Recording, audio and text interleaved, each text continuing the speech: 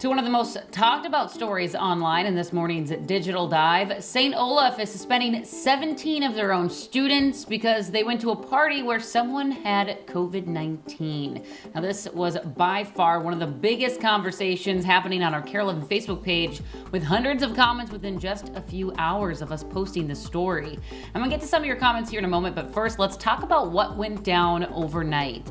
The 17 students were suspended for breaking the school's community standards. According to a statement from St. Olaf President David Anderson, the students attended the party off campus last week before moving into campus housing. Anderson said, quote, "At least one of the students who attended the party was infected with COVID-19 and exposed several other students.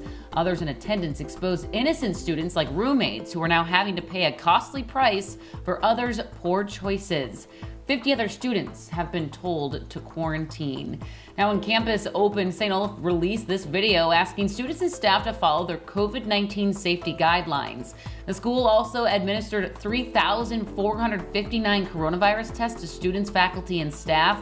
And of those, 8 students tested positive for COVID and not necessarily connected to the party. 50 students had to quarantine due to not social distancing. There's a lot of mixed reaction to this story. This person wrote, "Get ready to suspend half the school of every school." Another wrote, "This is insane. Next, they're going to ban students for getting others sick from the flu, strep, mono, and STDs.